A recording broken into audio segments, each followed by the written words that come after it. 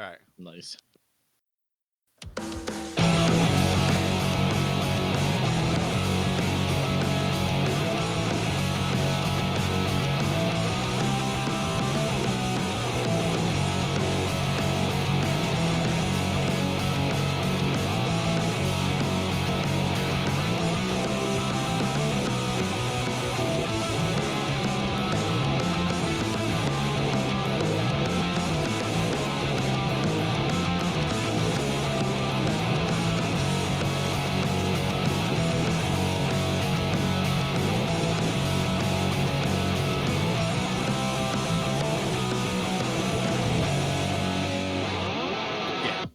Hello and welcome to the Worst Movie Ever Made, an experimental movie podcast designed with one thing in mind to find the worst movie ever made. I'm your host, Chris Ackman. I'm joined by my co-host and fellow mad scientist, Rob Scucci and Bob Hessek. Hey guys, how are you and why are we doing Miami Connection?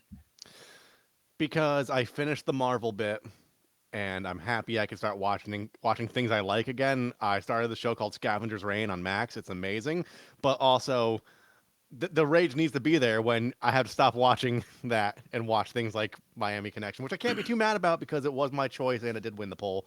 Sure. So I'll pass it over to you, Bob, and you will describe it, and then we will try to make sense of this amazing film that we just watched. It is amazing. Speaking of amazing, I just polished off an entire casserole dish full of gluten-free stuffing, and I have zero regrets as of right now. We'll see what the morning brings. We're doing Miami Connection, which is, I want to say, like Laura says, one of the worst of all time. We'll see what our tests say. Yeah. But my alliteration description is singing shirtless strays stumble into several skirmishes. That's perfect. The strays, referring to the fact that they're orphans. I think you said that wrong. Come up with. Oh, orphans. Sorry. Orphans. Yes. Okay, so there's no way to summarize this movie. It just isn't.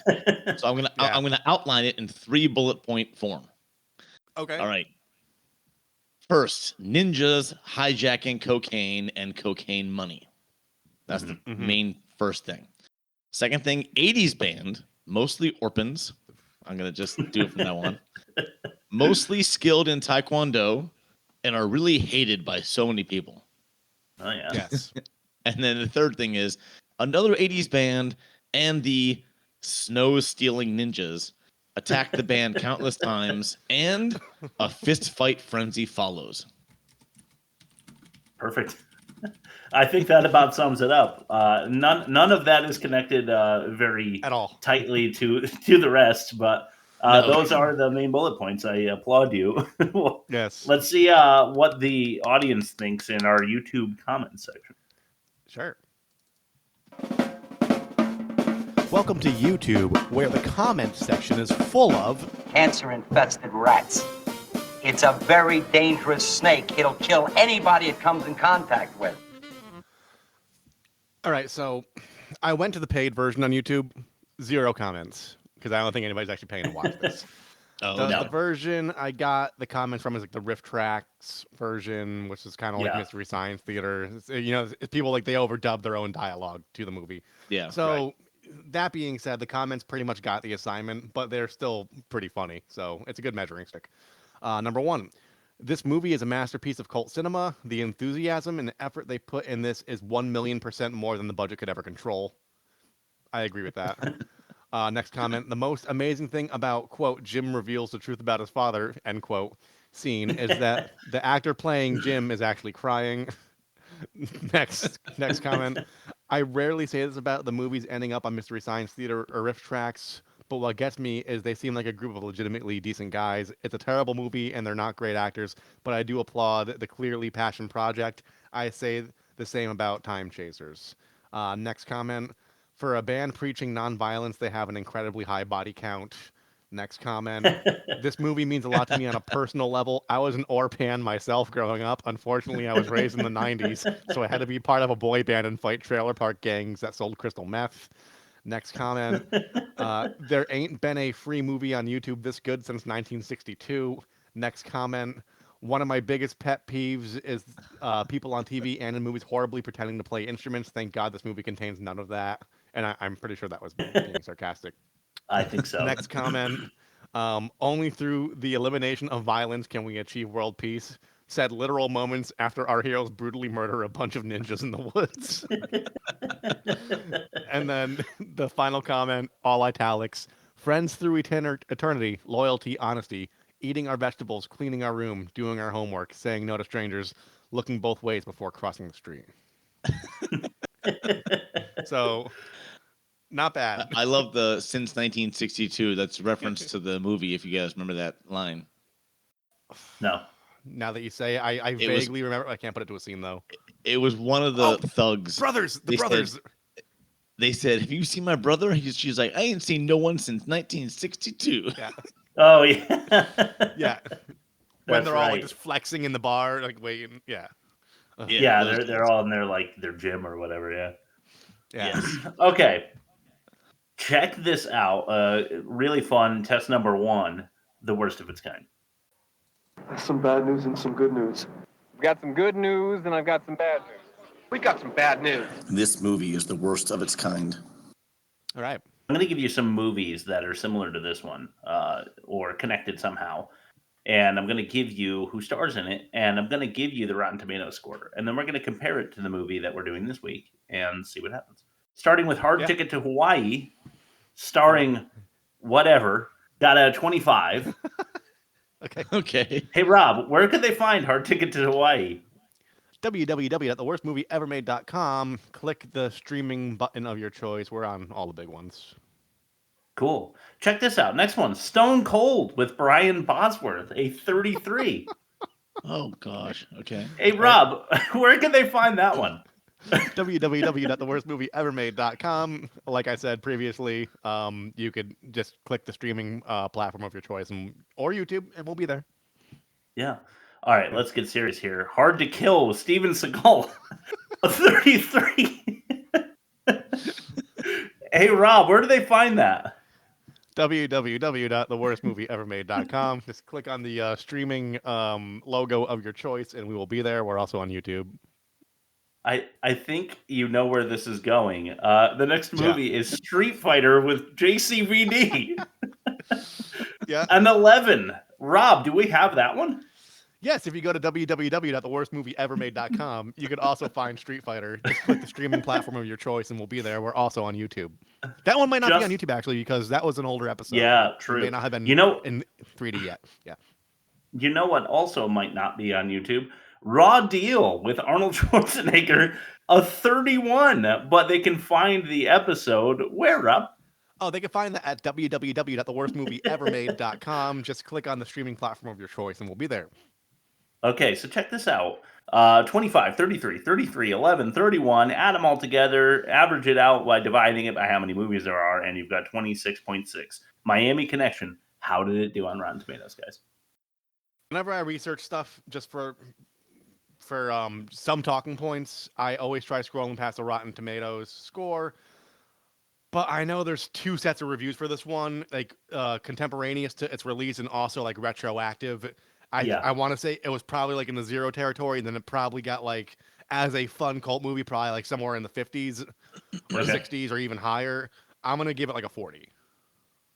Just split the difference, make an average of that. Yeah, I'm gonna go with the old, like contemporary score of a 0. I'm gonna guess. Well, having just done my research for this, making an outline or starting it yesterday, in the morning, I only got the modern Rotten Tomatoes score, which Rob is exactly right, a 65, meaning that this movie is the best of its kind and a plus 38.4. But like it's best of its kind and the so bad it's good because like, they're aggressive with it. I found that they're aggressive with the midnight screenings, like The Room. Like it's terrible, but like it's terrible. It hits all the right like taste buds, I guess, for a connoisseur of bad movies. Yeah. I mean, I would watch. It's funny because I would watch The Room any day. You guys want to get together and watch The Room? I'm down. Yeah. I would watch Miami Connection again for sure. So maybe there's something there because I would not watch Hard Ticket to Hawaii. I would No. not watch Samurai Cop again. There is some weird X factor in this movie that made it totally watchable. 'cause That does we'll not get mean in- it's good. It's We'll, horrific.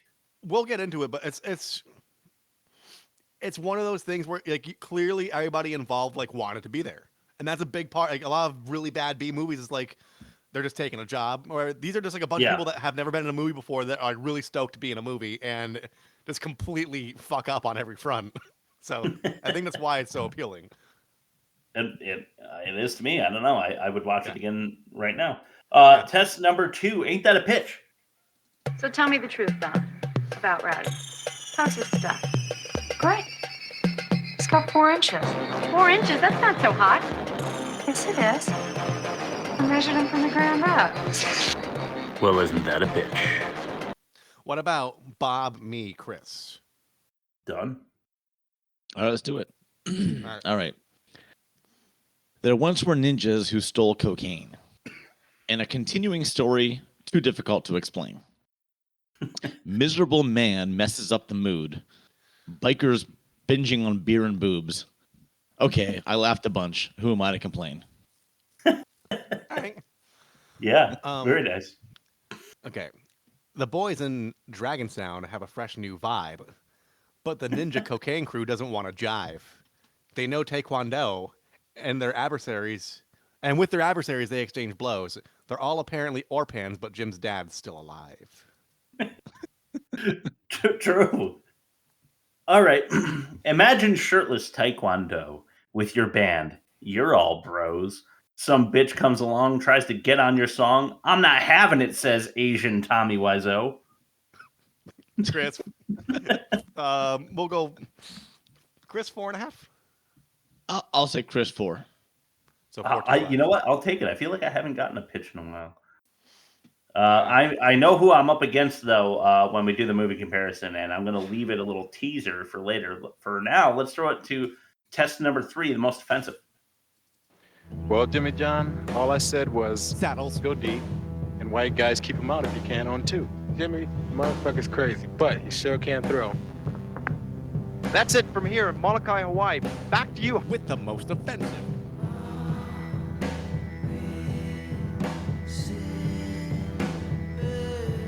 I really gotta trim that shorter. Go on. And I enjoy it. Number 5, smashing your sister's sweetheart at her school.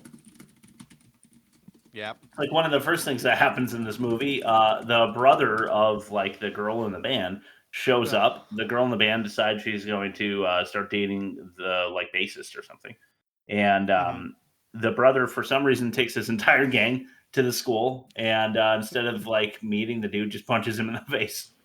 Yeah. Why do that there? It wasn't just a punch. It was like he went like from 0 to homicidal in like 3 seconds. Yeah. That's true. Yeah, he was just like, "Why you hang around with this douche?" Just decks him. The guy's Yeah, it like, was like "Hey, nice to meet you. I heard a lot about you." It's like stepbrother, stepsister porn vibes. Like he like wants his Yeah. sister or something. He's Yeah, like, no one's that protective of their sibling for dating someone who seems like an okay dude. Yeah, Unless you want a agreed. piece yourself. He may, because there is some dialogue that we'll hear later that's a little sketchy. I agree. Yeah. Mm-hmm. Number 4, and this one's more of a production faux pas that I found offensive, but frequent flubbed dubbing. Oh yeah. Especially the old flub dubbers, yes. especially in the car ride that I'm going to bring up in number 3. This is Catcalling car ride beachside band bros. They are driving by the beach, and whoever's controlling the camera decides to zoom in on every ass of every girl walking by, and some boobs too. But the more offensive thing to me is that you show Jim and you show Mark and whoever else in the car, and they're like catcalling, but the catcalling noises and the mouths don't match up at all. Yeah. It's really funny, but also like, give me a fucking break. Don't do that, dude. You know, like just make it silent then. Yeah. I'm gonna add something to that, or maybe this is a separate thing. But this is a filmmaking big no-no, right? Yeah. They're filming like the asses, and I don't know if you remember the one line. He's like, they don't sell buns like that at the bakery. Yeah, I and, do. and it's like ass after ass after ass. Then they show this little kid taking a shower Yes. and a little Yes. kid. Then they show another Yeah. ass. I'm like, you can't make a cut like that No. and get away with it. No, That it's is awful. if that's not in your offensive thing, I'm sorry. If that is, I'm sorry. No. I apologize for Lump it in because the whole scene is what I'm kind of talking about, and it was offensive. I did pick up on that too. It felt like it was just super uncomfortable. It was two different kids just in the middle of a bunch of butts and boobs, and it was just super long. Number 2, Rob, this one's for you. Tasteless, time-wasting tits and biker butt. Bob mentioned this already. Yeah. You mentioned the boobs in the biker bar, but they show up to a biker bar. It's just a couple of chicks like showing off their tits and stuff, and it's like just time wasting, and just like B-roll of boobs. Go ahead, Rob. Something weird about it too, because like they're not even like being. One girl's like sitting next to a guy, and she's like sitting there like trying to like push her tits into his beer or something. Like I don't get like, what she's trying to accomplish. Rob, did you miss the Booby B-roll? The Booby B-roll. That's what Chris said. Yeah, I did. Throw that into the write-up if you don't mind, because Booby B-roll needs to be one of our T-shirts. But it's like for the time wasting, there's like no like A, there wasn't a reason for it, but B is like what are they even doing? I don't know. Yeah, it was a weird really like mating dance or something. Really odd. Yeah. Strange directing. But also there was a biker who just like mooned the camera as well. It was just like some nasty dude that like pulled his pants down and moved the camera. None are as offensive though as our number 1. This is a clip this week, so why don't we throw it to a brother? It's like that, man. It's like this. Show that bros, dude. I think it's brother. Wait, hold it. Hey, check it out. Right, yeah, look, I'm a brother now. Well, man. Wow. It was. You guys seen Tom anywhere? Ain't nobody since 1962. Come on, you guys, where's Tom? Maybe he's on vacation. Yeah, I see him there. Want to take a look? Be my guest. Take a look. Yeah. Show me how that's done again, man. Come on, leave it. Go look for it. There she is again. Look there. Oh, God. Yeah. Salami. Bye. Yeah. What the fuck? Salami. Yeah, she's just walking by and he just says salami. He also does this weird like arm thing. This is a big white guy biker. He's like a heavyset, childish looking. Yeah. It was weird, like the muscle man of the biker gang. But he's like dancing around, and then he's like, "Now I look like a brother."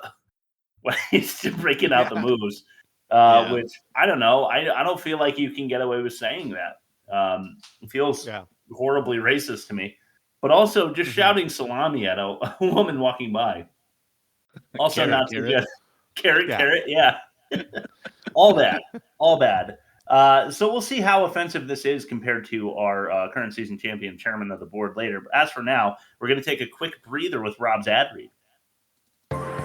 Rob can sell you anything from Kinky sex to the midgets and the wimps. In Rob's ad read. Today's episode of The Worst Movie Ever Made is brought to you by Claw Boss. Guys, he's still struggling, and we owe him our lives. He's a chubby little man-child who talks into his iPhone camera on TikTok, and the very reason that we started the show over 2 years ago.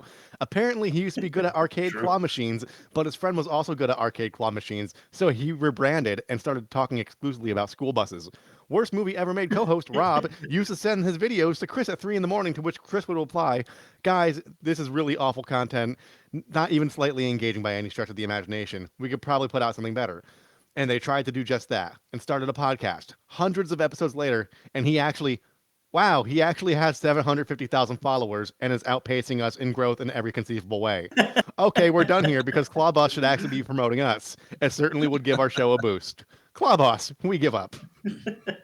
Well, thank you, Clawboss, for hopping on. We could really use still- this 750K. He's still just showing people like, oh, I got a new school bus. Here's how you open the door on this one. And he just like, and he's like, the old J7 models, they used to have a kill switch, but this one you gotta actually, you gotta press this button and flick this switch before doing it. And that's all he does. That's all he does. Wow. Yeah, and he's super popular. Yeah. Cool. All right, that makes me feel bad. Let's throw it to test number 4, the worst dialogue. Where the hell did that snake come from? Would you believe up through the toilet? Just when you thought it was safe to take a pee.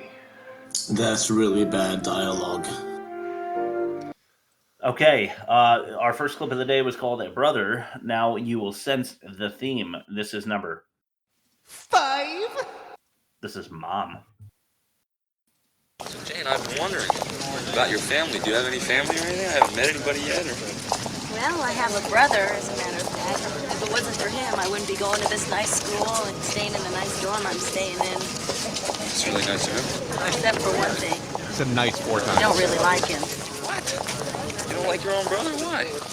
Well, I can't really explain it. I just don't like him. What about your parents? Well, they were divorced when I was young. My dad took off with some young girl and left my mom and my brother and myself, and she had to raise us all by herself. She had a tough life, and she, shortly after that, died. And my father died a little while after he left us. But speaking of my brother, I think it's time I go meet him. Where is he? I'd like to meet him. He's gonna meet me after school. But before you meet my brother, I need to warn you.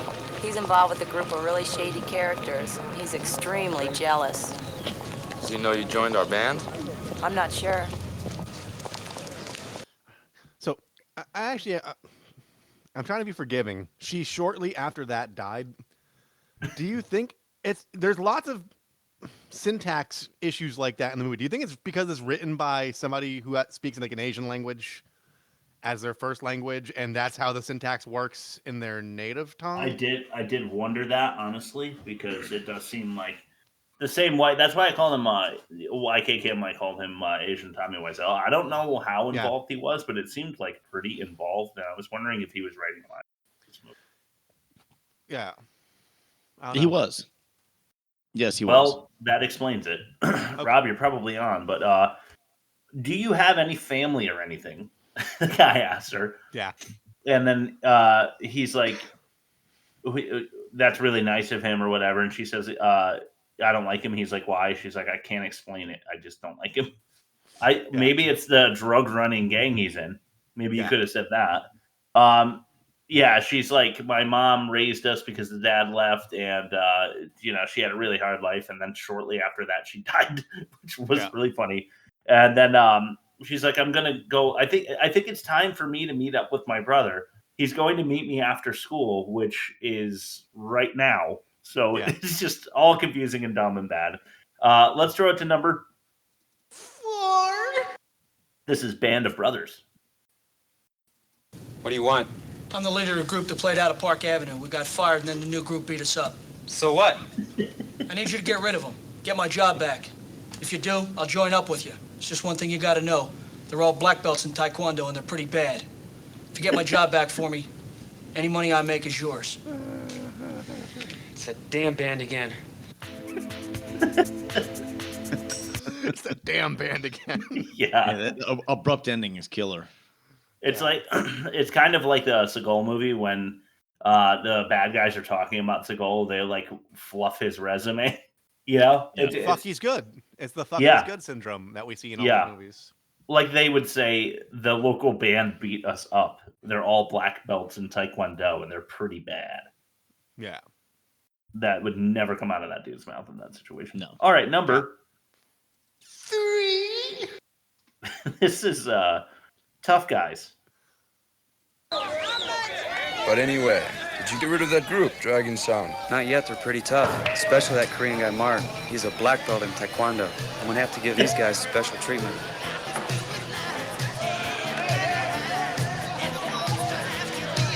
Hey, give me that! Fist! Give me a kiss! There you go. I wanted to give you some of that song because it's really funny. Yeah.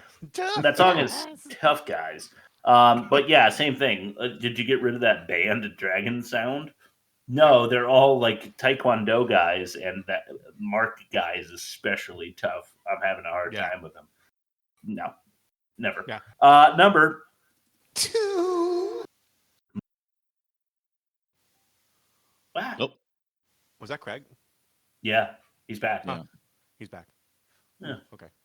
Get away!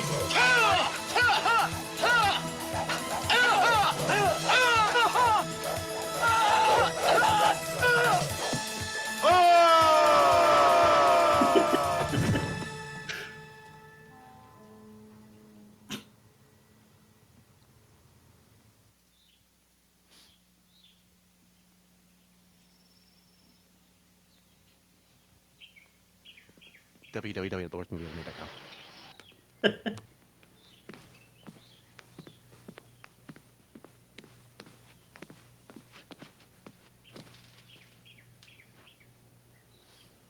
Boss, we got a big problem now. Jeff's gang's all here now.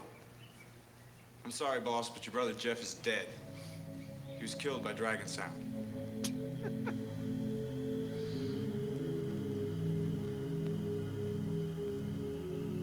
We must avenge Jeff's death.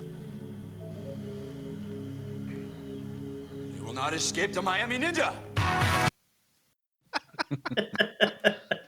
I had to. I'm sorry about the gap in the middle there, where there's not much sound. It's because I wanted to include for the YouTube audience at very least the JCVD Hayas on top of the I don't know what they're even on, like an oil silo. I don't know what they're doing, but the brother, I don't even know what it is. Yeah, but the brother Jeff of the bad guys falls off of whatever they're on, a scaffolding or something, and he goes. Ah! And it's slow motion and super low quality and funny, so that had to get in there. But then the guy calling himself, isn't that the same guy that's her brother too? I can't. I lost that. I don't know. It's hard to tell. Yeah, I think it is He's because got the same beard. As the band leader, the band that's in my catch-all. But the her brother definitely dies because in a later clip you will hear in the worst acting they talk about him dying, and she kind of brushes that off real quick like it's not a big deal. Yeah. I'll have to look at the cast list to see the character names again and again and again. All right, so Miami Ninja was the best, the gold really for me though. Dude calling himself Miami Ninja. Miami was really Ninja. funny, but here's number 1, Daddy. Drum roll.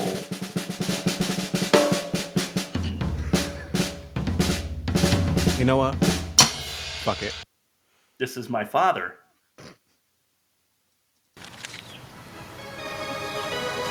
My father! My father! I found my father! Oh my God! What, Jim? What did you say? God, picture! Just look at it! Look at it! God, let me see picture! This is the guy picking up! Oh, father, you got it! Good, great! Oh my God! That's great! Orlando Airport! Tomorrow evening! Hey, Jim, finally got it! God! How much money you left in the bank? I think I have about 200. 200 altogether?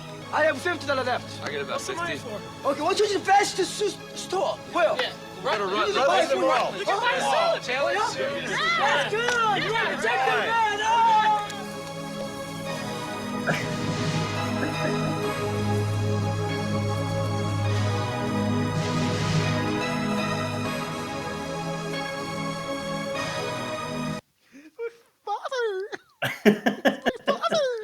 My father.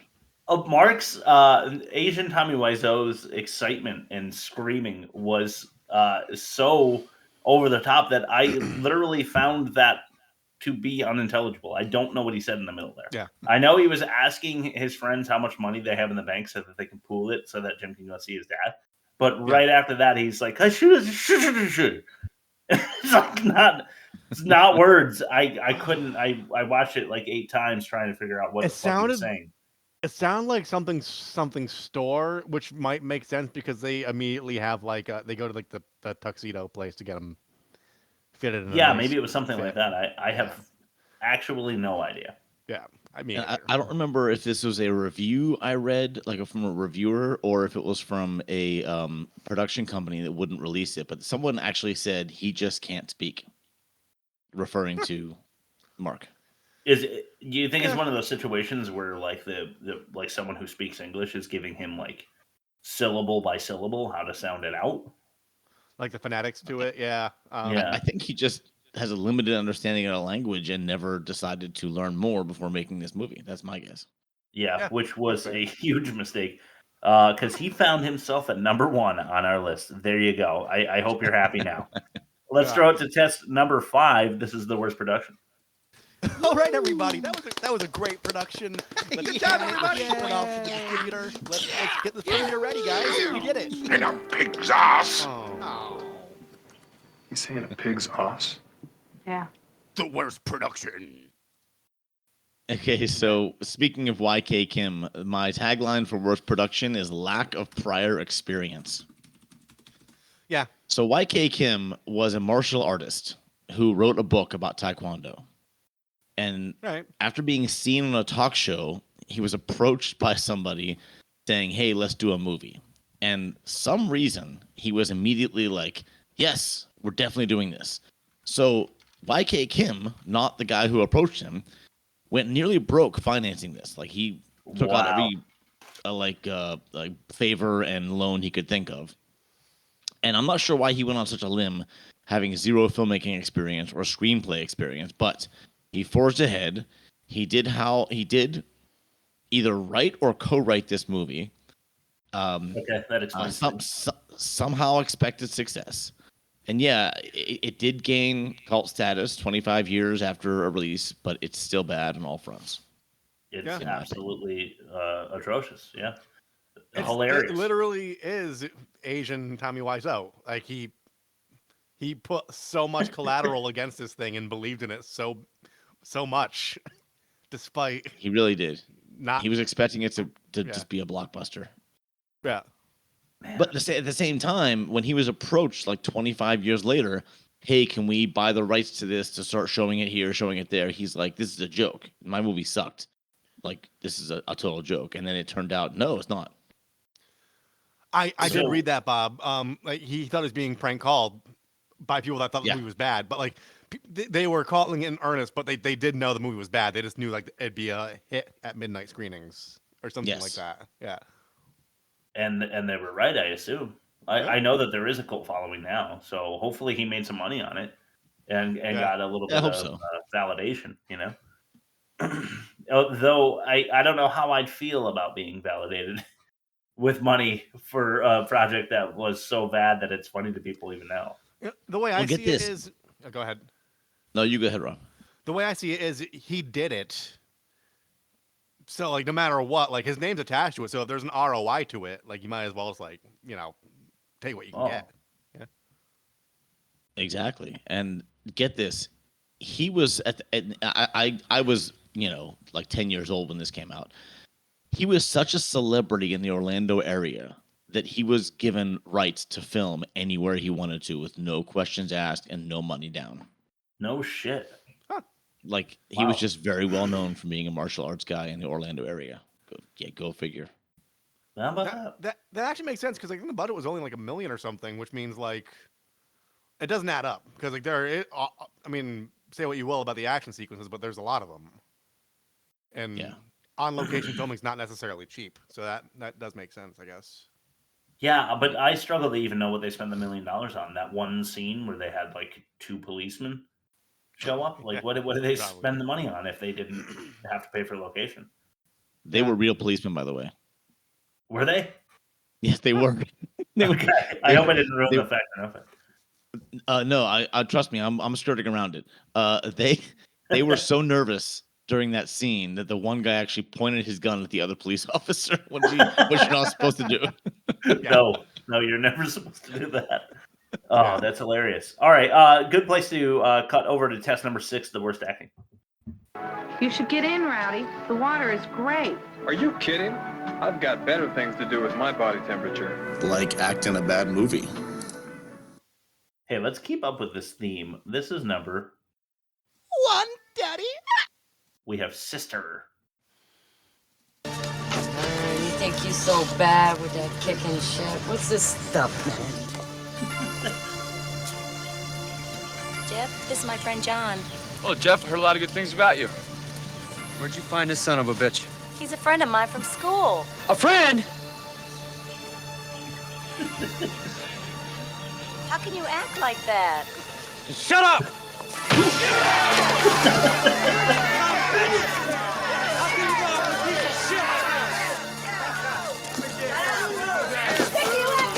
How could you do this? How could you even call yourself my brother? Enough! That guy is not for you! What happened, son? Are these bums your friends? There is just some misunderstanding. You don't understand. I'm her brother. When I tell you to leave her alone, leave her alone. Whatever you say. Just remember what I said if you don't want to get hurt. You don't scare me at all. Jane, I want to talk to you all. later. Goodbye. Let's go. I said that. I heard you say that. Don't forget I said that. that part killed me on the first one. Yeah. Love that. For my part, I am a big fan of when YK Kim is just making the hand motion and they're overdubbing. Yeah. All. Yeah. It's more flub dubbing. Number 2. This is Father. This is the beefy one, so strap in. Yeah, strap in. Bring to us. Come on, we're your best friends. Sorry, I was hiding from this from you guys. Oh, man. But this looks like your brother. I didn't know you have a brother.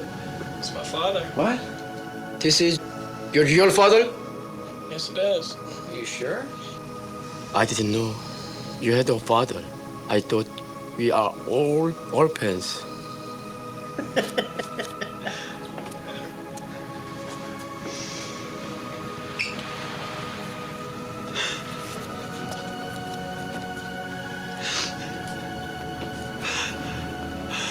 My mother was Korean. And my father was Black American. She gave me this picture when she was real sick. I was only 9 years old. They say that they loved each other and they were real loyal. You remember what happened? But then when he finished military duty, he left. And we never saw him again. She told me to find him. But I didn't like him because he left us. But I knew one day when I grew up, I'd find him. Whether he was dead or alive. I sent a couple letters to the defense department. Nothing happened. Oh man. my God. I'm having trouble recovering from that. I'm feeling so emotional. I'm in my feels right now, as the kids say. Yeah. Or used to 2 years ago. Yeah. Well, there you have it. That's I don't know what else to say about that clip. So let's throw it to number 3. Let's stick with it. This is My Father 2. Hey, Jimmy, it's a great tie. Jimmy, you look great. You look great. Yeah, I did. Thanks. So good. You must Lot be of so happiness. happy. I am. Yay. It's John. Hi. I'm sorry I've been gone so long. I had a lot of thinking to do. I'm hurting inside, you know. And I just couldn't stay away for long because I love you so much. I'm so sorry about what happened. I felt so bad about that. It's not your fault. I understand. You had to do it. We had no choice. I understand. It's all over now. That's true. It's okay. We're happy for Jim. That's right. Finally found your father. All right.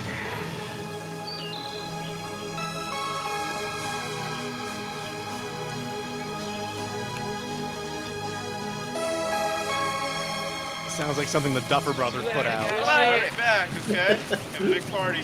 Really? Neon welcome sign. Yeah, that was her dealing with her brother's death right there.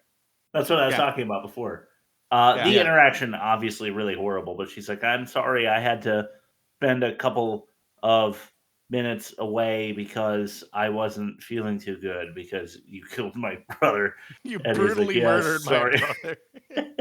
Sorry, we had to. And she's like, we're just happy for Jim.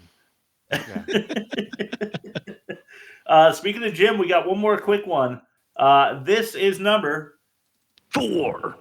It's Jam!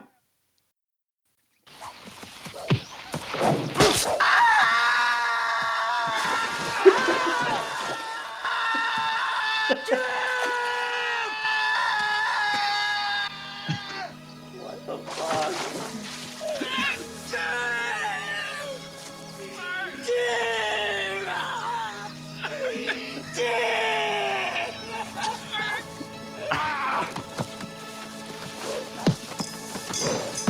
Jim! You can make it. Jim! You can make it.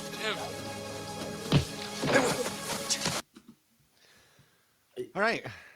You know what that reminded me of when Mark YK Kim is screaming? Mm-hmm. It reminded me of Michael Roker in Cliffhanger. When it's the old guy is like running to help. He broke his back, right? Or is that didn't he break his back? Well, He's like, remember the crazy old guy that we were pretty sure was a serial killer, just like bringing people to the mountain so that he can like feed them to the mountain. Well, that guy is like a helicopter pilot, like coming to rescue the people he thinks are in danger, but it's John Lithgow and his ragtag group of baddies. Oh, right. And I forget the guys. It might have been Jim. Maybe that's why it reminded me of it. But like, let's just say it was Jim. The guy's running to help, and Michael Roker knows that John Lithgow's character is about to shoot him. He's like, no. It's like getting so over the top with it. It's like exactly what YK Kim was doing just now. I was getting confused with Joshua Tree / Army of One when the old guy broke his back and they move him like a centimeter. And he goes, I forgot all about that. That was under the bridge. They're like under oh a bridge. my god, I think, yeah, that was amazing, dude.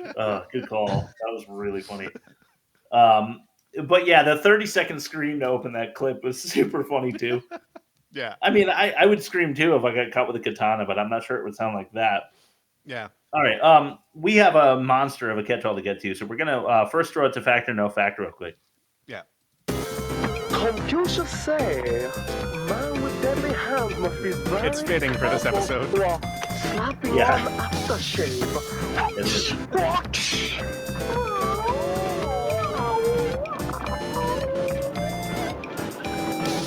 Fact or no fact? Okay. I'm like proud of this and really not proud of this at the same time. My title for Miami Connection, me erection.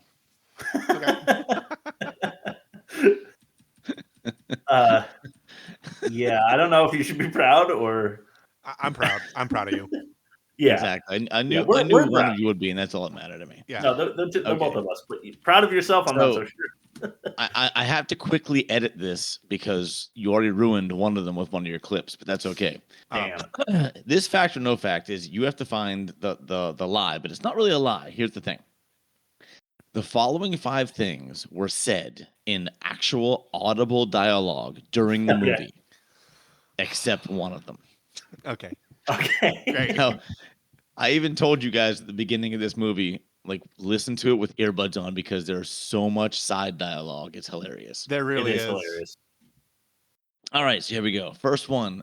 This is the gang talking to the band. They say, I'm going to give you a problem you never thought of. Okay, that's one. Second thing is, again, the gang talking to the band. Say, what's the matter with someone, a bad boy? Okay, that's another one. This is the gang referring to exposed boobies. Okay. Saying, looks like you got her all worked up. Okay. Okay, this is the gang talking to the band member they tied up, saying, "Why don't you sing about this?" And this is the band talking to each other, saying, "We're the next Beatles, I swear."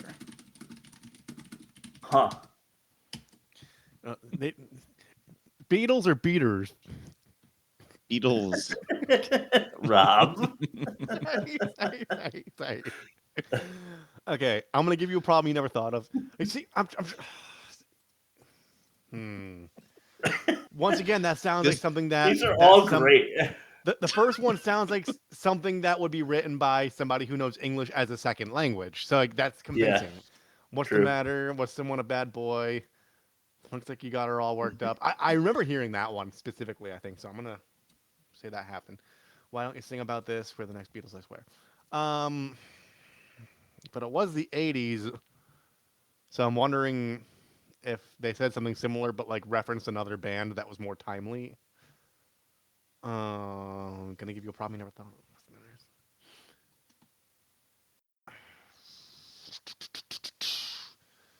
I'm gonna say I mean I may have like not been fully engaged at one point, but I don't remember them saying, "Why don't you sing about this?" when he's tied up. But it very well could have happened. Like when you deal with movies like this, sometimes like your brain turns smooth for a moment, and for sure. I'm gonna say 4. Why don't you sing about this? Was the non-dialogue.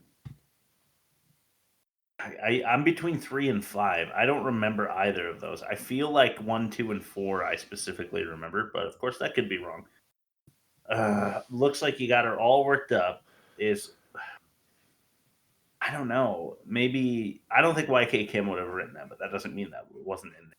And I don't remember a Beatles reference.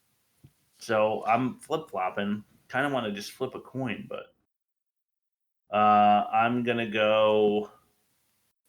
The pen is on 3. Number 3. Okay. Got her all worked up. Okay. Okay. So I had to cut salami, carrot, because you already played the clip. Yeah, had to be in there. Sorry. And I had to replace it with one from my catch-all, which was, "We're the next Beatles, I swear." They said that that was said? after it was said after they left their first gig. They were on the way to the car after their first gig, and they said, "We're the next Beatles, I swear." That's hilarious. It was a good one. I'll give you the problem you never thought about was when the old band was talking to the new band. That was in the alleyway fight. What's the matter with someone a bad boy? That's when the guy who said 1962 was talking to the old band that was beat up. One of us. And looks like you got worked up was from the bar scene with the naked boobs. Damn, so that did happen. So why don't you sing about this? Never happened. I thought that was something that would fit. And Rob, you figured it out, man. That was dumb. That was dumb luck. That is not a testament to how well I pay attention to this movie. Well, this is the first time I've ever pulled fact or no fact out of just the dialogue in the movie. That's how much dialogue was in this movie. I thought, I'm going to do this, and I'm going to get one of you. It was a great idea. It really was a great idea. And when you did it, I thought, okay, if Chris doubles down, I'm screwed. But he didn't. I did not. Well, that's the problem. When Rob always goes first, I would have picked that one for sure. Let's throw it to the catch-all. Okay. What was it? My soundboards. I couldn't hear you over the sound of me winning. Let me just get the soundboard back up. If brains were birchin, you'd have a clean case. Yeah. Welcome to the catch-all.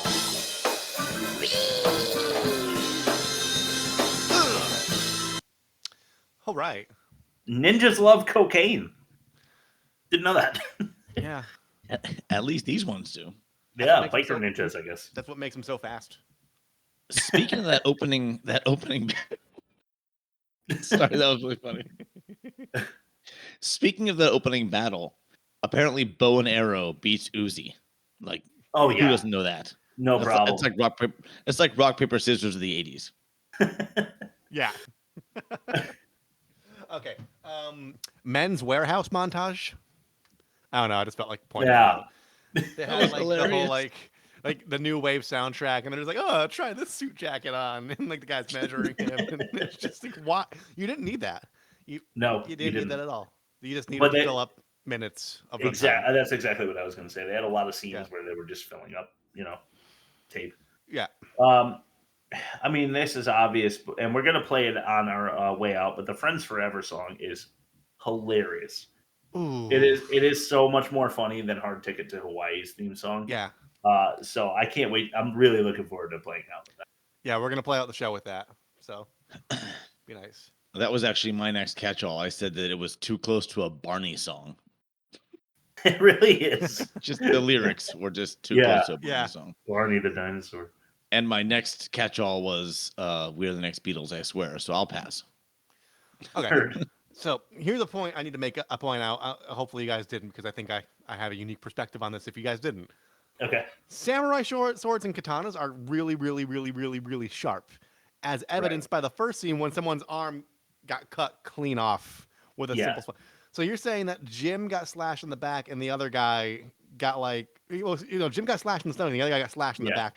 Yeah. How did that not cut clean through them during those fight scenes? Because that was a even more heightened situation. And it's like they should have both been completely dead. These are lower ranking ninjas, maybe with shittier like hand-me-downs that they just aren't sharpening as often as they should. Hand me down katanas. Okay, got it. Okay, cool. Mark takes off and puts on a guitar mid-song. Yeah. Just thought I'd point that out. He was also the least convincing member of the shitty band who definitely don't play their own instruments. Yeah. Yeah. Definitely. All right. So speaking of small dialogue on the side, she was in the programming class. Yeah. And she had some kind of you saw her screen. There was like some kind of shape forming. Yeah. The teacher walked by her soon after and said, "Hey, great circle." And that almost made the list of dialogue. Would either of you pick that one? I might have. I really might have. I laughed I paused it at that point. I was laughing so hard. That's super funny. I didn't catch that one. Great. This is just an observation I made about all the fight scenes in the university parking lot, at the traffic stop when they were driving and they got ambushed. Yeah. I feel like what's his name? YK Kim or whatever. YK Kim, yeah. YK Kim. I feel Y2K like Kim. Yeah, Y2K Kim. I feel like he watched like West Side Story and Grease and was like, "That's how fights happen." And just I was just waiting for like the to happen every time. And that's all I got. Yeah, it was just like really dumb. It's like, "Oh, where are you going? What are you doing in this neck of the woods, brother?" And they just start like choreographed fights. You're trying to thump through my territory, bro. Here's a line of dialogue that was said that I wrote down. "We need to get rid of dragon sounds so we can control the area."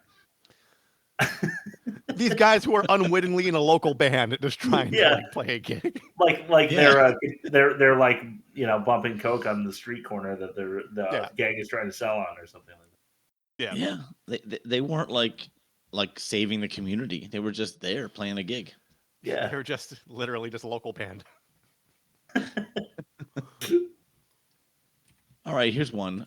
Most of the cast, and I read that most of the cast were students of YK Kim because he owned a chain of Taekwondo studios. Yeah. That might clear some things up. Yeah. That explains why the fight scenes were choreographed quite well, in my opinion. Yeah, because they're all more martial artists. I was gonna say that I don't watch a lot of martial arts movies aside from the fodder that makes its way to our feet when we decide to do one episode. But I was gonna ask you guys, are these good fight scenes? They're pretty good. I thought from someone who doesn't watch a lot of good martial art movies, but bad ones, it's a cut above everything else we watched, I would say. I agree. For the most part, we do have a clip coming up in the catch-all that is a compilation of Why don't we play it now, and then they can be the judge. Let's play Curious Combat. Well, is that the third one? You gave me an A, B, and a C. Is that? It's all three. I was just planning on playing one after another because they're all examples of very strange things that happen during combat in this movie. So all right. So here's the first one.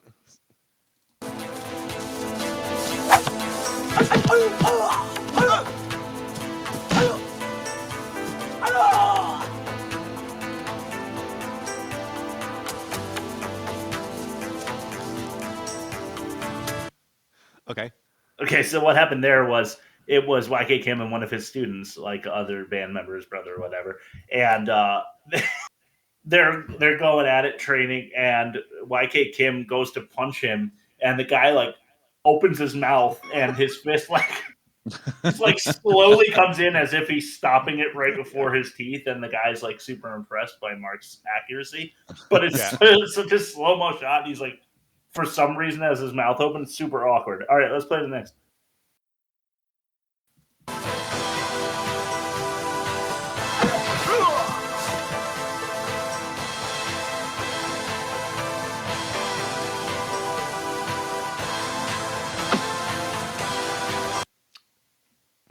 That was the foot one where YK Kim's Mark grabs one of his trainees by the nose with his foot, and that was funny.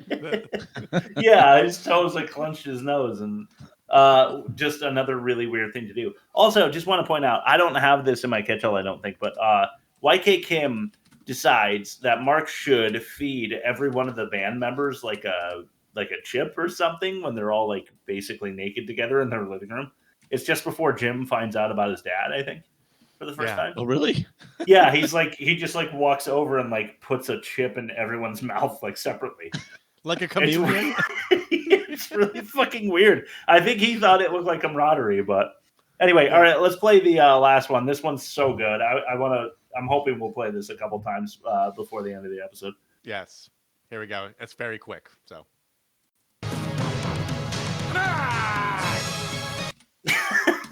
In case you guys missed that, let's just do it again really quick. The dude's face. Insane. Just one more time if you're one more. hard of hearing or visually disabled. Let's quickly do it one more time. All right, cool. Is that the tall dude? Yeah. Yeah. This is after he has his backslash. He like stabs somebody to death, and he like looks up fiercely. Rob sent it in the group chat, but yeah. So he looks up fiercely and he says,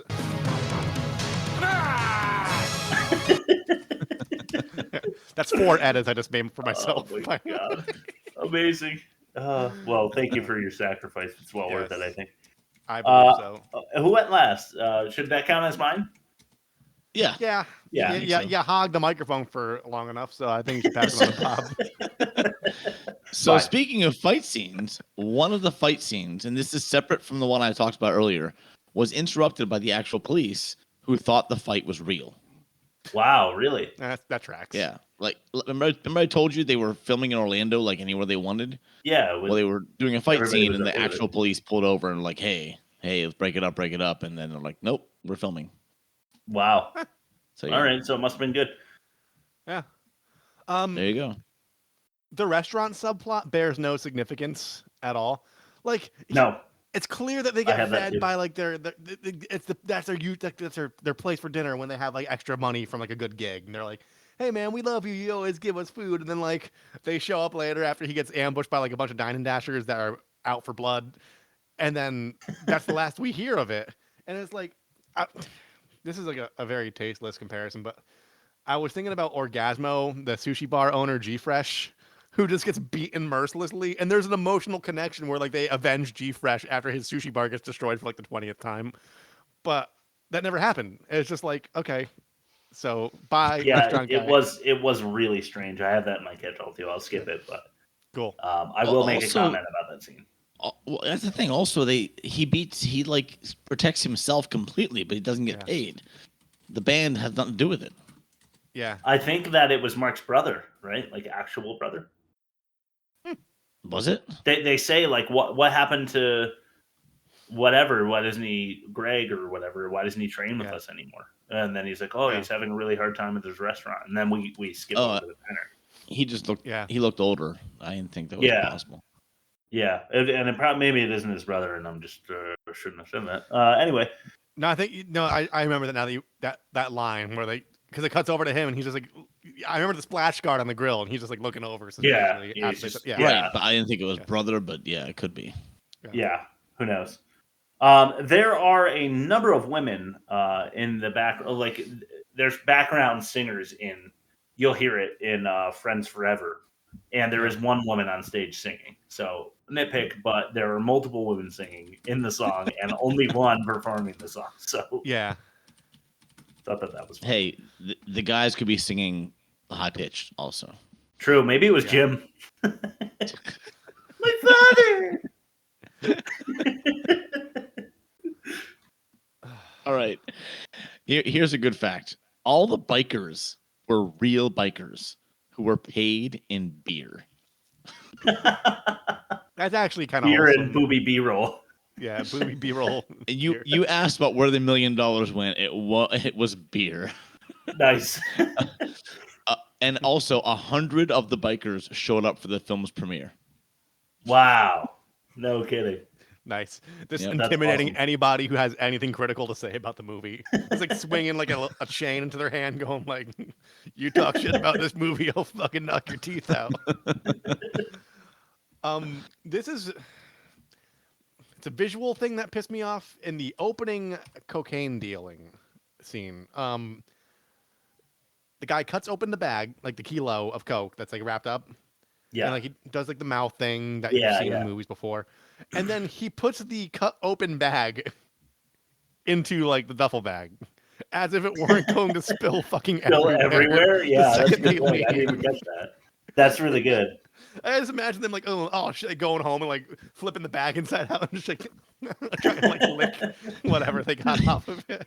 It'd be funnier if he was like all badass and whipped out a separate Ziploc to put it in. Like, what?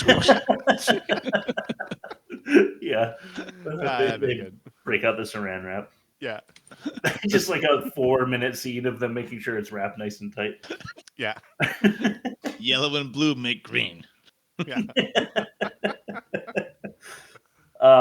There's 40 members of the old band because yeah, they all get beat up, but they hadn't made a deal with the gang yet.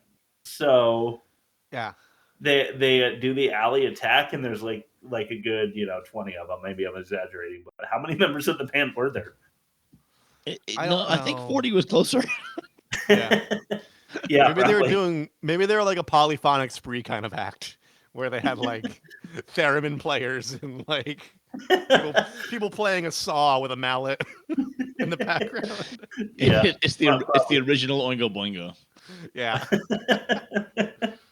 Have you seen those guys on the Gong Show? That was hilarious. There's like 15 of them. Yeah. Man, I kind of missed the Gong Show. They tried to bring it back, but it just wasn't the same. It's Mike Myers. They did. Yeah. Costume. Oh, that was Chris. Okay, so here's one. The guy who sang lead, the one with the mustache, who was kidnapped near the end. Yeah. Him and the girl who played the girl lead were actually dating at the time of this filming. So to avoid discomfort during the kissing scenes, they would send him out to buy beer for the crew. Speaking of buying beer again. Stuntcock. Like during those scenes, they would like, go out and buy beer. Okay. So he wouldn't have to witness those kissing scenes. All right. Yeah. That's what I read. So I think I played in a lot of local bands. Most of my teens, like all of my 20s. And I want to say completely accurate portrayal of the entire process, loading in, playing the show, getting paid, getting in a rival band gang fight at a traffic stop, over control of the cocaine dynasty that's got its chokehold on the city. I just wanted to say they nailed it. Like as far as like historical realism goes, they knocked it out of the park. In your experience. Yes. This is usually what happens. The bad guys covered in slings and bandages when they go to talk to the gang is super funny. Yeah. That's Well, fine. I almost mentioned it, and I'm out of catch-alls. Okay. All right, so you guys mentioned the brother character. Yeah. And how Mhm. we're not sure if he had an on-screen death or off-screen. The question I'm posing to our audience, who could email us at www.theworstmovieevermade.com, the first time we've mentioned that URL on the show today. Do you think that was like a stunt double? And they just like forgot that they were shooting the stunt double and not the main guy? Because he had the same beard, he had the same haircut, but I don't think it was him. That's the thing is, and I have it in my it's actually my next one is the leader of the old band and the gang leader brother look exactly the same, and it makes everything super confusing. Yeah. Should have had like a highlight streak, like a bleach blonde highlight streak in one of their hairs. Yeah, or something. You know, they Yeah. looked identical. They looked like they could have been brothers for sure. Yeah. So I don't know. I don't know how that. It was just confusing. But at this point, I'm also out of shit. So this is where Chris goes into nitpick territory. So let's do it. Well, Let's I do have it. one more. I forgot okay. about this one. It was hilarious. The lead of the cocaine ninjas, which I'm calling them, had the Like long cowboys. hair and no facial hair. His stunt double had full facial hair. They kept showing him on the ground at the end fight scene, and then Oh his my thing God, was that's pulled down. You could amazing. see his beard. It was hilarious. That's super funny. I didn't catch that. That diner scene, I agree, Rob, that we don't go back to that. Yeah. He also trains. We don't know what happens to him. Hopefully, his diner made it. I'm rooting for you. But in the diner, there was a dude with the shortest shorts this side of a G-string that I've ever seen in my life. Yeah. Dude's Big time, entire dangler, and I like. Dangles. You like No. dangles? Oh. Yeah. Come on. I Sorry. like dongs. I like There it is. I There like it is. dongs. There you go. Okay. So there it was. Like totally obvious. I just thought that was kind of crazy. Why doesn't the gang have guns like when they're fist fighting? Why not just shoot the band? Because they have guns, they just don't use them on the band. Maybe it's like maybe they wanted to like make an example of them and establish dominance or something. Yeah, maybe. Dragon. Well, they didn't want to kill them. They just wanted them to leave town. Yeah. Oh, nice gang. Yeah. Nice gang. Dragon Sound, funny name. Tough guy biker song. We already mentioned.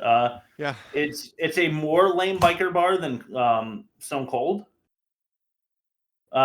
Here's some Chris's life advice. I haven't done this in a while, but although it somehow worked in this film, it's not a good idea to screech out of the parking lot immediately after the person that you are tailing does.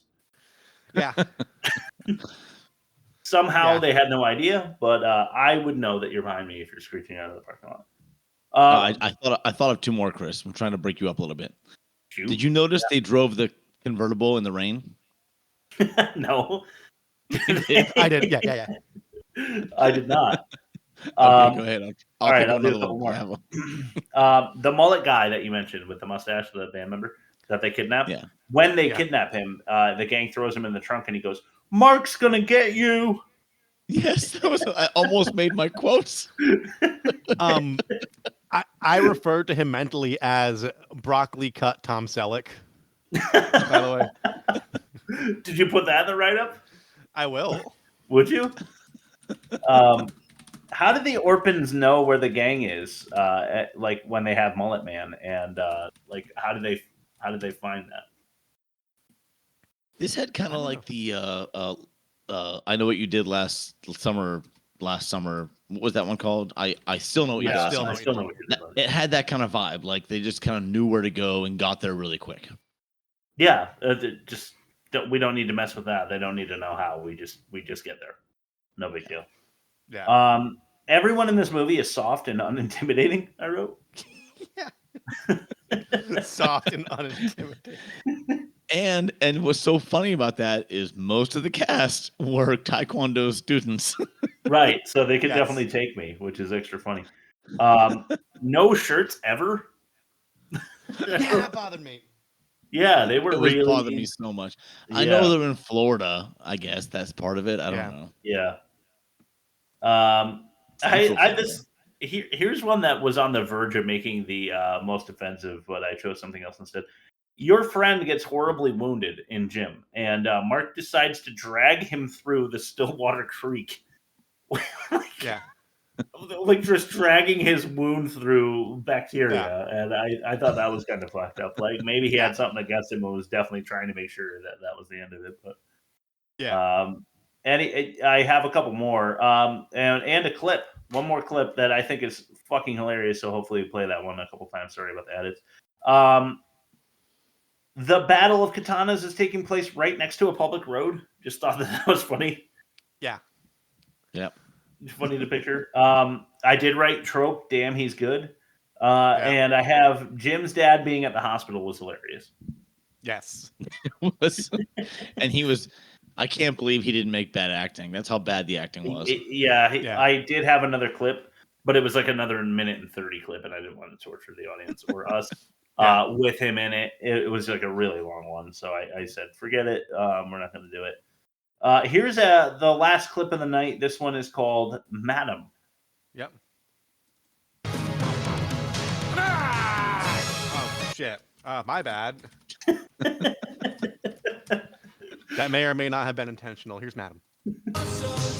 Excuse me, madame. May I have a little kiss, please? A little kiss, please. Come on. Come on. Whoop. Ooh, who the hell are you, jerk?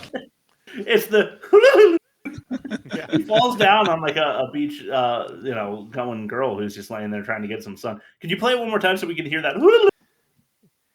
Yes. Poor Rob. Excuse me, madame. May I have a little kiss, please? A little kiss, please. Come on. Come on. Whoop. Ooh, who the hell are you, jerk? What is that?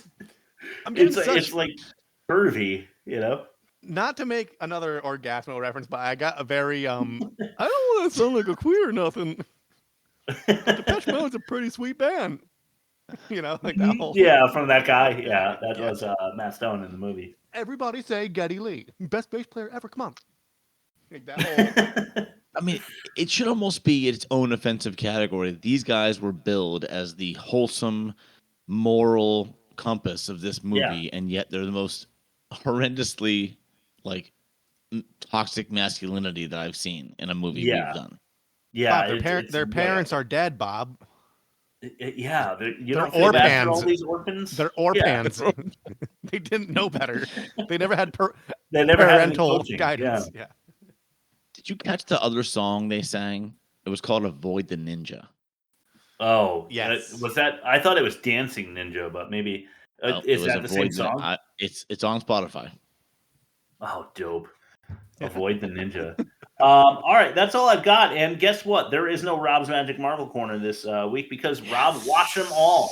Yes, so I'm everything done. to date. Yeah. So back to Mountain Monsters for me, guys. Can't wait. Yeah, check that shit out. So let's throw it to back credit names. Let's do it. Hey, Colleen. Got a great ass. So do you, Pilgrim. So do you, Pilgrim. So do you, Pilgrim. Back credit names. I've only got 3, but they're pretty cool. Crazy Dave. Nice. Crazy Legs. Okay. And Jesse Lepper. all leg references. Yeah. So there you go. That's what I've got. Let's start to the offensive minigame. I care for you a great deal. Trust me, Charlotte. You practically raped me last night. That was last night, Charlotte. This is today. Is something you might hear about in the offensive minigame. Nice. Okay, chairman of the board is the other movie we're doing. Fucking French Tickler Trojans or Flubby Dubbing. Flubby Dubbing. Flubby Dubbing. From a sensibility standpoint, that's more offensive. Throat Lady Smoke Jokes or Time Wasting Tits and Biker Butt. I'm saying tits and butt. Tits and butt. Tits and butt. Okay. Bad Biker Brother Joke or Dead Guy Tie Ashes to Ashes. That is a reference to Carrot Top, mutilating dead bodies. Chairman of the Board. Yeah, the dead necktie thing. I'm gonna go with that. Chris, you reawakened something in me when you mentioned Carrot Top mutilating dead bodies. If we still did the ass chick arena, I think Ernest P. Worrell versus Carrot Top would have been Oh my God. fucking melee of the ages. I think so too, and I think that Carrot Top might come out on top because he looks like the undead now. I think he died at some point, and they've like Weekend at Bernie's him for the remainder of his career. Because we saved some runtime with no Marvel corner, there's two things about that I need to mention. Yeah, I fell down a massive Carrot Top rabbit hole after that episode. There was an interview, sorry. and he was talking about his bodybuilding, and he stopped going crazy on the weights because he was starting to get recognized and acknowledged for being like a big buff dude. And he's like, I want people to think I'm funny, not that I'm jacked. And like he spent his whole career like being lanky, so he pumped the brakes on the clanking and banging because he wanted to be all funny and not like, intimidating. The second thing I forgot to mention on that episode, my senior year at the university, you had to take a foreign language if you were an art major. I took Italian. I was in Italian 4, which is conversational Italian, which means you had to be somewhat fluent. We were working on a certain verb tense, and we had to write about like a person or a feature. And in my infinite wisdom, I wrote in all Italian, like fluent, like conversational Italian, like the complete biography of Carrot Top. Like I wrote like he was born here. He became like a comedic icon and this, and so there's some old Italian professor who thinks that I probably earnestly thought very highly of Carrot Top, so much that I learned about his life in a different language. And I didn't remember that memory until like after we shot the episode. I just wanted to tell you guys that story real quick. I would repress that one as well, I think. All right, let's compare the movies. Yeah. You can't kill the boogeyman. But you can compare the movies.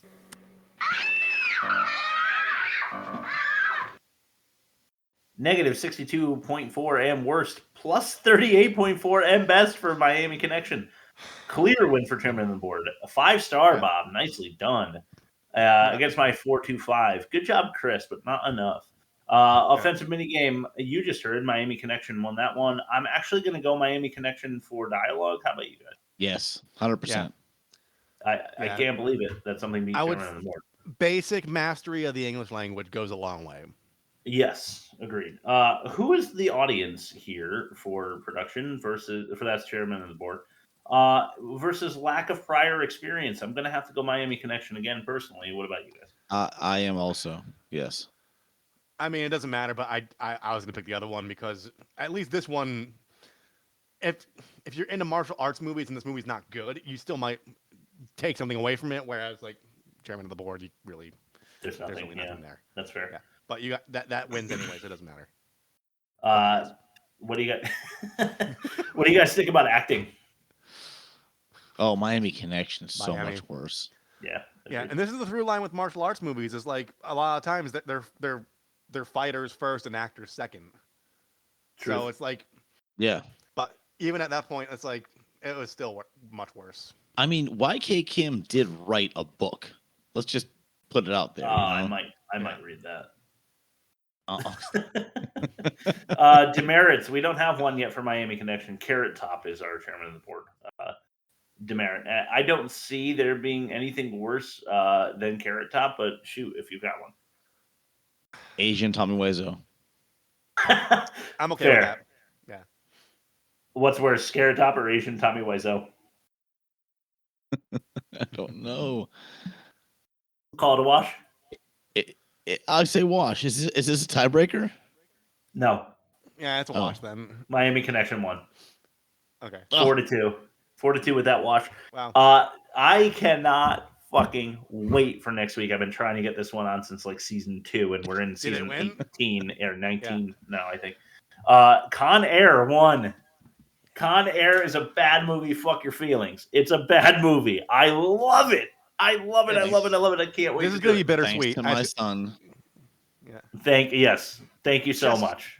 Steve Buscemi being wheeled onto an airplane wearing the Hannibal Lecter mask, and then the plane's going down. He's just singing. He's got the whole world in his hands. Like iconic, dude. It's iconic. amazing. Yeah, it's amazing. It's the best bad movie. I've to ever- honestly never sat through it ever. Not even a second of it. Get ready for. There's plane one ride. scene, Bob. I just want you to mentally prep for. Nicolas Cage is like pretty jacked in this movie. Like I'm not even joking. Yeah. Like he's in No, very he good really shape. is. He's walking in slow motion towards like whatever assailant. I don't remember much of the movie because I saw it when I was like a little kid. But Yeah. he's walking in slow motion. His hair's blowing in the wind. He gets shot in the bicep. Like you see like the blood fly out, and like he clearly like took a hit, and he like flinches and just keeps walking like nothing happened. Jeez. It's fucking amazing. He says, "Why couldn't you just put the bunny in the box?" And I'll leave that as a cliffhanger for you and anyone in the audience who hasn't seen the movie yet. Just amazing stuff. Rob, why don't you plug us and send it to Bob for his last word? Yeah, www.theworstmovieevermade.com. That's where you can find us on streaming. You can find us on YouTube. You can find us on social media. Bob puts out a trailer. We put up polls every week. Con Air won the poll this week. If you want other movies that are actually bad to win the poll, then you need to engage with us. And yeah, that's it. Just www.theworstmovieevermade.com. You can email us. You can listen to us. You can watch us. You could vote on us. And you could... Something I left out. But you could do lots of stuff on us, basically. Mm-hmm. Like the sound of that. This last words has a visual aid. Salami. Salami. Carrot. Carrot. Salami, carrot. And then Got it. can I actually add a last word to this before we play it out? I think I know what it is, but sure. And that was, let's see, that was 1 hour, 21 minutes, and 10 seconds for the timestamp. Okay, so guys, we will see you next week, and we are going to play it out with just shy of 1 minute of Friends by Dragon Sound for copyright purposes. I've found that if it's under 59 seconds, you don't get flagged. So here we go. See you guys next week.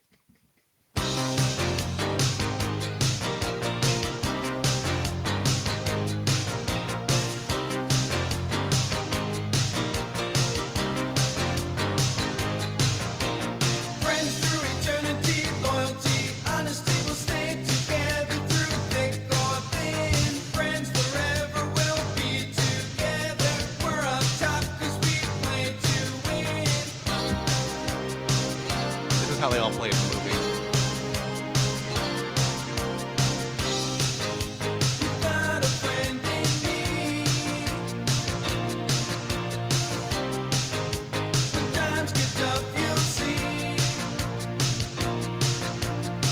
All right, guys. See you next week. Thanks for listening. Yeah. One less copyright claim if it's. I learned that on TikTok, by the way. That's nice. Yeah. So we gotta get Jelly School. Learn on TikTok. Yeah. So stop.